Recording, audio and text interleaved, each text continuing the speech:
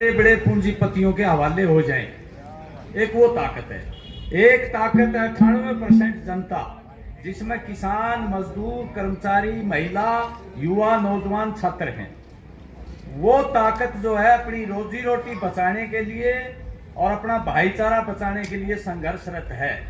और आज उसके जो ना बुरे दिन ला दिए मोदी ने। जब आज किसान को भाव नहीं मिल रहा, प्राकृतिक आपदा में उसको मुआवजा नहीं मिल रहा, और वो कर्जे में जो ना आत्महत्या करने को मजबूर है, ये हालत है।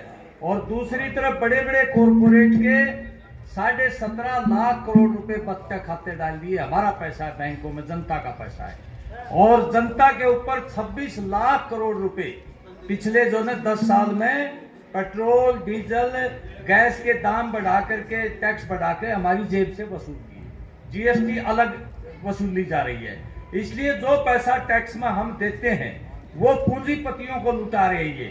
इसलिए सेना में हमारे बच्चे भर्ती हो जाते थे भाई, वो सेना भी 4 साल की करती। एक बच्चा ताल्लू का जो ने सुसाइड कर गया, उसकी उम्र लग गई कोरोना में, वो उसकी बड़ी तमन्ना थी देश की सेवा करने की, और अपने बाप को ये लिख के मर गया, पिताजी इस जन्म में तो मैं नहीं हो पाया, अगले जन्म में सेना में पैदा होकर भर्ती हूंगा, देश की सेवा करूंगा।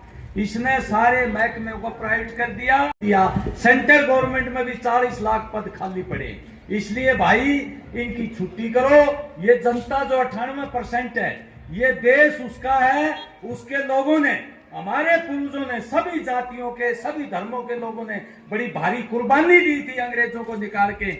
आज उस आजादी को, उस संविधान को, और हमारे देश के जो नेता थे, आजादी के योद्धा थे, उनकी विरासत को ये खत्म करके ये तानाशाही देश में लाना चाहते हैं। इसलिए ये लोकतंत्र बचाने का, हमारी रोजी रोटी बचाने का, हमारी जीविका बचाने का, हमारे संसाधन बचाने का चुनाव है दोस्तों। इसमें हमारी कम्युनिस्ट पार्टी मार्क्सवादी 10 सीटों में हम कोई सीट नहीं लड़ रहे, क्योंकि इस समय हम नहीं चाहते कोई वोट का विभाजन हो, बीजेपी को हरा जाए। हम अपना चुनाव मान के इसको लड़ रहे हैं, और इंडिया गठबंधन को हम समर्थन दे रहे हैं। आपसे अपील है, बड़ी संख्या में 36 बिरादरी के भाई भाई इस भाजपा को हराओ और देश बचाओ, किसानी बचाओ, मजदूरी बचाओ।